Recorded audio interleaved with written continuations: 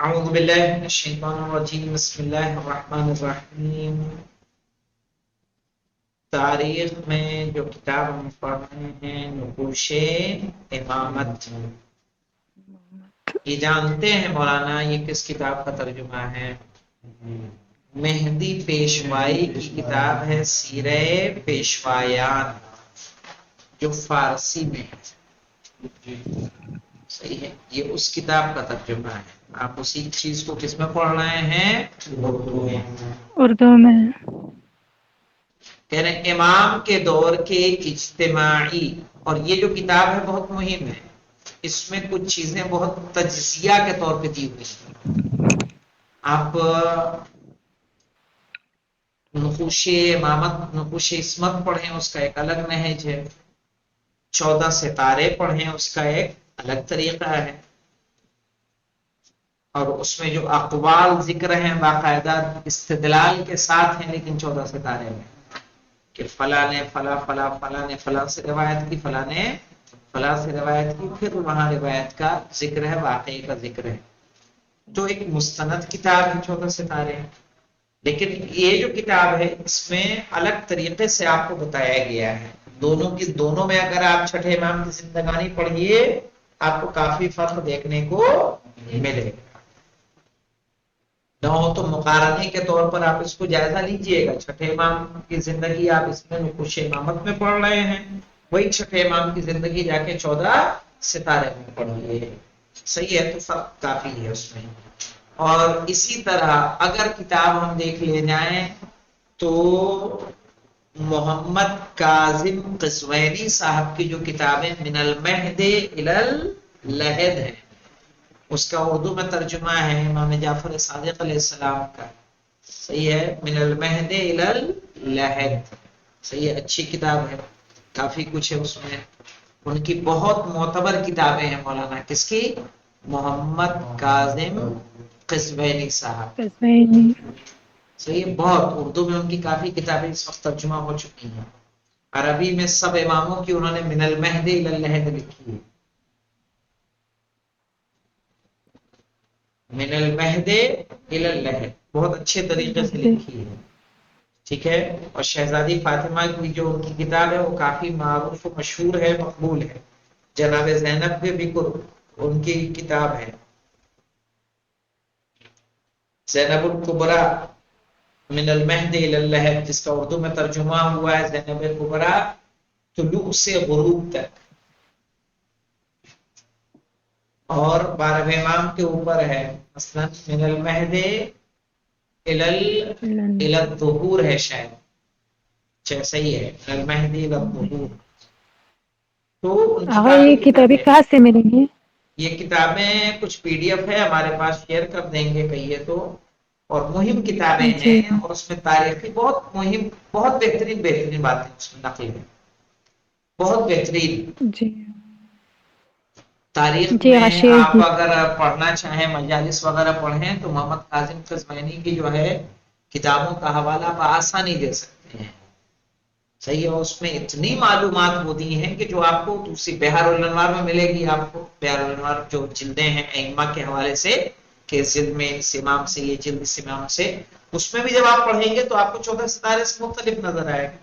بہت سارے واقعات جو یہاں نہیں ہیں وہاں مل جائیں گے آپ کو، صحیح ہے۔ سب کتاب کے اپنے ایک وہ ہے، تو آپ یہ سمجھیں کہ ایک کتاب سے کسی امام کی زندگی پڑھ لی تو کافی ہو گیا، نہیں، تاریخ کا دامن بہت وسیع ہے، وسیع ہے صحیح ہے۔ ہر جی۔ کتاب، ہر بات ہر ایک کتاب میں نہیں آ سکتی، کسی کی نگاہ کہیں پڑی، کسی کی نگاہ کہیں پڑی۔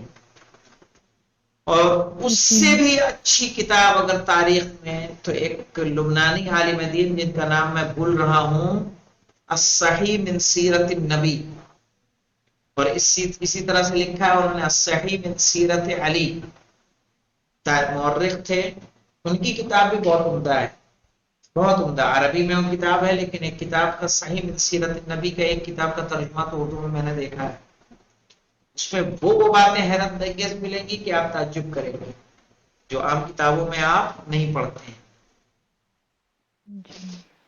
جی تو جب بھی جیسے اب یہ پڑھنا ہے تو اسی پہ اکتفا نہ کیجیے گا، تلاش کیجیے تاکہ مزید چھٹے امام کی زندگی کے حوالے سے حاصل کر سکیں۔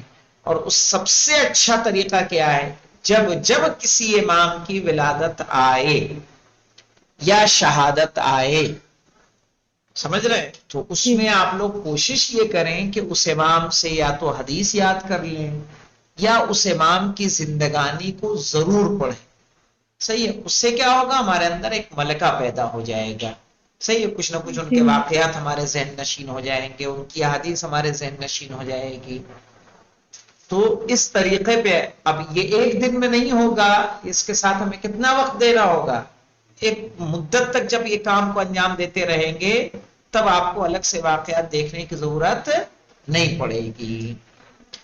آئیے دیکھتے ہیں، چلیے امام علیہ السلام یعنی چھٹے امام کے دور کے اجتماعی، تو جب اجتماعی ہم دیکھ رہے ہیں تو اجتماعی یہ نہیں کہ سارے یہیں پہ سب ذکر ہیں، انہوں نے دیکھیے اس کتاب میں واقعات بہت کم ذکر کیے ہیں، واقعات ہیں بہت جی زیادہ واقعات ہیں نہیں، ثقافتی اور سیاسی حالات کہنا ہے ائمہ معصومین علیہ السلام کے درمیان صرف امام جعفر صادق علیہ السلام کا دور ایسا تھا کہ جب اجتماعی و ثقافتی حالات دوسرے تمام ائمہ کے دور سے مختلف تھے، مختلف ہے۔ کیونکہ وہ دور سیاسی لحاظ سے بنی امیہ کی حکومت کے زوال اور ضعف و تزلزل نیز بنی عباس کے اقتدار میں اضافے کا دور تھا۔ کیا ہو رہا تھا مولانا امام جعفر صادق علیہ السلام کے دور میں؟ پانچویں اور چھٹے جی بنی امام، امیہ پانچویں امام کا 114 میں شہادت واقع ہو رہی ہے، صحیح، چھٹے امام کے دور میں بنی امیہ کی حکومت کا کیا ہوا ہے، خاتمہ ہوا سوال ہوا ہے۔ ہے۔ جی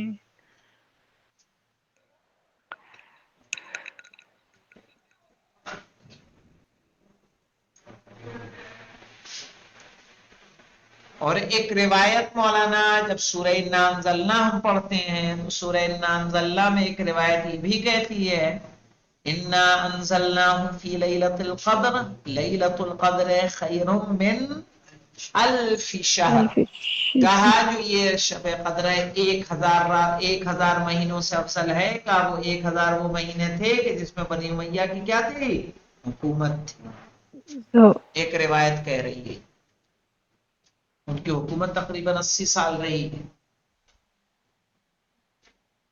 کہتے ہیں کہ حکومت کے زوال اور ضعف و تسلسل، اب یہ سوچئے کہ یعنی باقاعدہ اس کے اسباب ہیں، جو حکومت اتنے دنیا کے آدھے علاقے پر محیط ہو، آخر کیا وجہ تھی کہ 100 سال کے اندر وہ حکومت ختم ہو گئی؟ زال پذیر ہوا۔ سمجھ رہے ہیں اسباب ہوں گے کہ نہیں ہوں گے؟ اور ان میں اہم ترین اسباب میں سے بنی امیہ کے حکام کا دین سے دوری اور یعنی لعب و لہب میں کیا رہنا، ان کا مصروف رہنا، مصروف عیش رہنا۔ و عیاشی میں مصروف رہنا، دین کی پاسداری نہ کرنا۔ لوگوں نے خلیفہ کیوں بنایا تھا؟ مسلمان جان کے نا، صحیح، جی اب آپ بحیثیت اگر مسلمان والا کام بھی انجام نہ دے تو ظاہر ہے لوگ آپ کو کیوں پسند کریں گے، اوپر سے ظلم و تشدد۔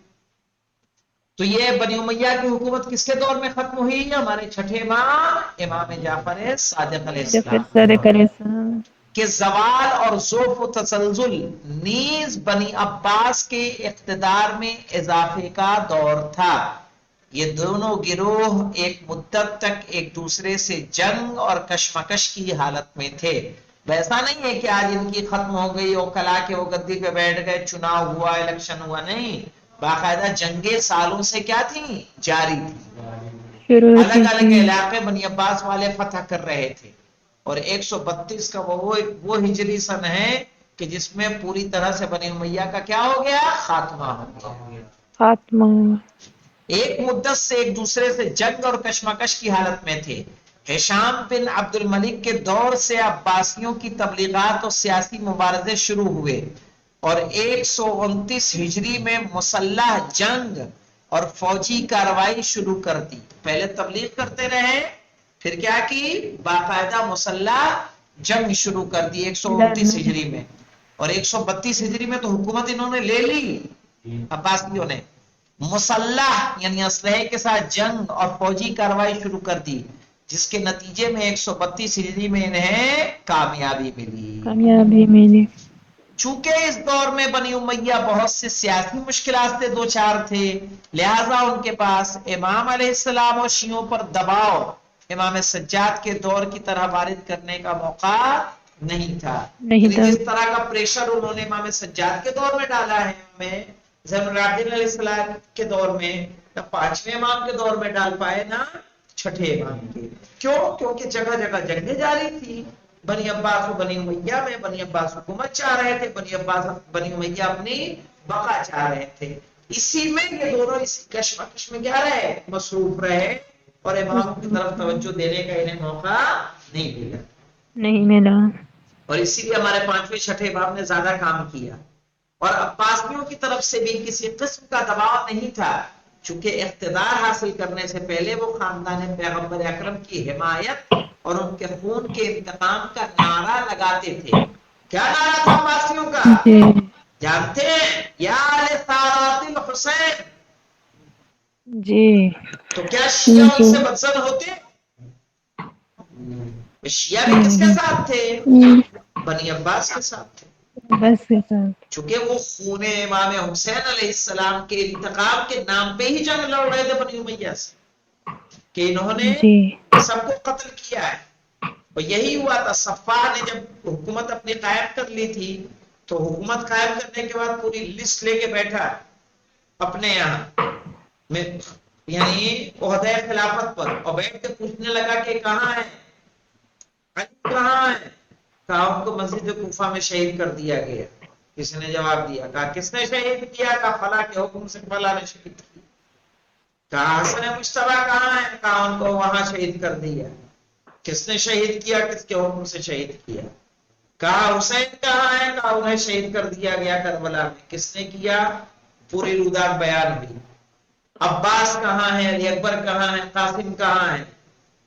اور اس نے تمام بنی امیہ کے جو رؤسا تھے ان کو دعوت دی تھی، اور پیچھے تلوار دے کے اپنے غلاموں کو کھڑا کر دیا تھا. کہا جیسے میں ٹوپی گراؤں ان کی سب کی گردنیں مار دے دوں. جتنے بنی امیہ کے اس کے حاضرین تھے سب کے اس نے گردنیں مروا دی. صحیح، اسی لیے اس کو کیا کہا جاتا ہے؟ سفاح. اور صرف گردنیں نہیں مروائی، بلکہ انہیں کے لاشوں پہ دسترخوان میں جا کے کھانا کھائے. جی اصل میں تو ان کا اپنی سیاسی کام بس تھا. سیاسی وہ سیاسی اپنی تھا. ایک جی جی جی جی جی. تو ان کو کیا تھا؟ اگر میں کہہ رہا ہوں یاد سارات الحسین کا نعرہ لگا کے انہوں نے حکومت حاصل کی تھی، ہمارے چھٹے امام امام جی جعفر صادق علیہ السلام کا دور تھا، اگر وہ اتنے ہی چاہنے والے تھے تو کیا کرنا چاہیے تھا؟ پوری حکومت لا کے سونپ دینی چاہیے تھی امام جعفر صادق علیہ السلام کو. لیجیے اور آپ اس حکومت کو جی چلائیے. جی ہاں. صحیح. اور عباسیوں کی طرف سے بھی کسی قسم کا دباؤ نہیں تھا، چونکہ اقتدار حاصل کرنے، یعنی کس کا عباسیوں کی طرف سے کیوں دباؤ نہیں تھا؟ کیونکہ ان کو اقتدار چاہیے تھا، تو وہ امام کے پیچھے کیوں پڑتے؟ جی ان کو حکومت لینی تھی. پہلے وہ خاندان پیغمبر اکرم کی حمایت اور ان کے خون کے انتقام کا نعرہ لگاتے تھے. اس لحاظ سے یہ دور امام جعفر صادق علیہ السلام اور شیعوں کے لیے نسبتاً آزادی اور سکون کا دور تھا، اور ان کی علمی اور ثقافتی کاوشوں کے لیے بہترین موقع سمجھا جاتا تھا. مخصوص ثقافتی حالات دیکھیے، فکری اور فرنگی لحاظ سے بھی امام جعفر صادق علیہ السلام کا ایک فکری اور ثقافتی حرکت کا دور تھا. اس دور میں بھی مثال طریقے سے جامعہ اسلامی میں علم کا زور شور اور لوگوں میں شوق پیدا ہو گیا تھا، اور بہت سے اسلامی اور غیر اسلامی علوم، مثلا علم قرات قرآن، علم تفسیر، علم حدیث، علم فقہ، علم کلام یا علوم انسانی، مثلا طب، فلسفہ، نجوم، ریاضیات وغیرہ نمایاں ہو گئے. ہشام کا واقعہ ہے نا، علم کلام کے ماہر تھے. اس طریقے سے کہ جس کے پاس بھی کوئی فکری کون سا واقعہ ہے یاد آیا تنظیم المقاصد کی کتاب میں دیا ہوا ہے کیا کہا تمہارے ہاتھ اور پاؤں ہیں تمہاری آنکھیں ہیں تمہاری زبان ہے نہیں یاد آ رہا ہے پڑھا ہی نہیں کبھی تو کہا ان کو کنٹرول کیسے ہوتے ہیں کہا دل سے تو کہا جب پورے جسم کو بنا دل و دماغ کے خدا نے نہیں رکھا تو اس پوری کائنات کو بنا کسی رہبر کے کیسے رکھ سکتا ہے ابھی ہاتھ کیسے اٹھتا ہے کہ نہیں علم کلام میں کس کا یہ جی شام کا حضرت نہیں پڑھا ہے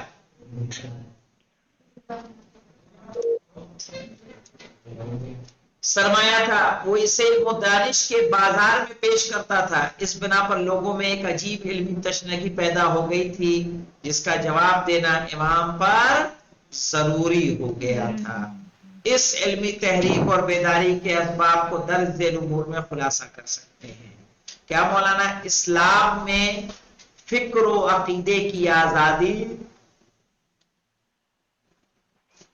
اگرچہ اس فکری آزادی میں عباسی بھی کورے نہ تھے کورے کا مطلب ایسا نہیں تھا کہ وہ کچھ نہیں جانتے تھے لیکن اس کی بنیاد اسلامی تعلیمات میں تھی اس طریقے سے کہ عباسیوں کے لیے چاہتے ہوئے بھی اس سے دامن کش ہونا ممکن نہیں تھا نہیں ان تھا دونوں اسلامی جامعے کا ماحول مکمل مذہبی ماحول تھا اور لوگ مذہب سے متاثر تھے پیغمبر اکرم صلی اللہ علیہ وآلہ وسلم کا حصول علم کے لیے تشویق دلانا قرآن مجید کا علم تعلم تفکر اور عقل کو بروئے کار لانے کی طرف دعوت دینا اس تحریک اور شوق کے پیدا ہونے کے بنیادی عامل تھا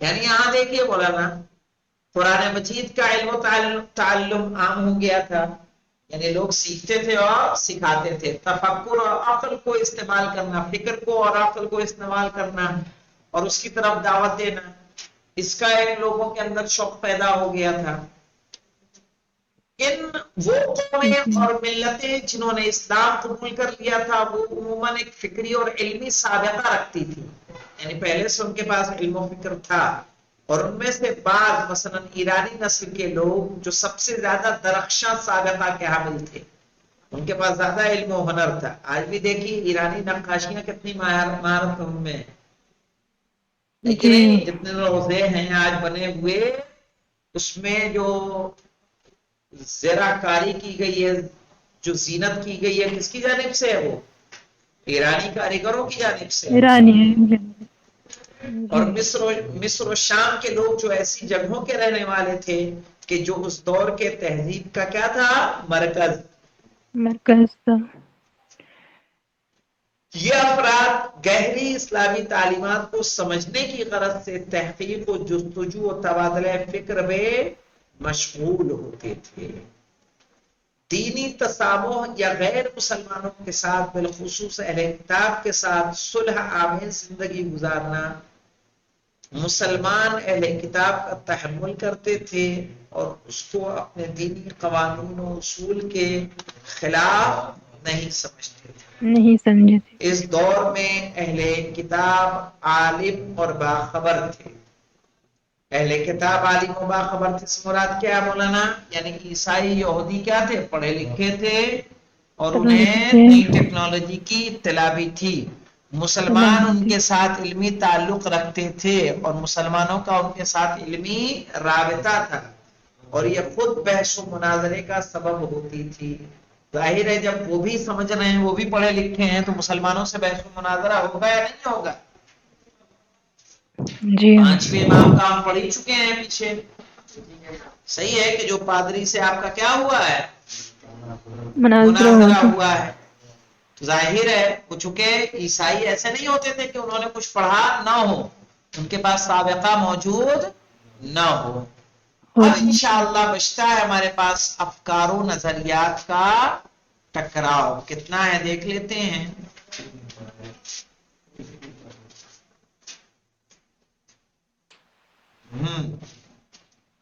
مختصر سا اس کو پڑھ لیتے ہیں کیا ہے مولانا؟ افکار و نظریات کا ٹکراؤ. امام جعفر صادق علیہ السلام کا دور فکروں کے ٹکراؤ اور مختلف فرقوں اور مذہبوں کے وجود میں آنے کا دور تھا. یعنی بہت سارے مذہب اس وقت بنے.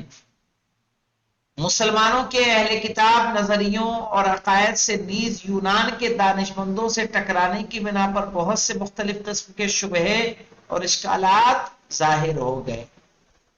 اس دور میں امام کے دور میں مولانا معتزلہ، جبریہ، معتزلہ تو سمجھتے ہیں نا، جو عدالت کے کیا ہیں؟ قائل ہیں. جبریہ یعنی انسان کیا ہے؟ مجبور ہے. مجبور ہے. صحیح ہے. مرجئہ جو کیا رکھتے ہیں؟ امید و آس رکھتے ہیں. غلاة کس کو کہتے ہیں مولانا؟ غلاة جانتے ہیں؟ غالیوں کی کیا ہے؟ جمع. جی غلام غالی کی جمع ہے. جی غلاة غالیوں کی، غالی کی جمع ہے.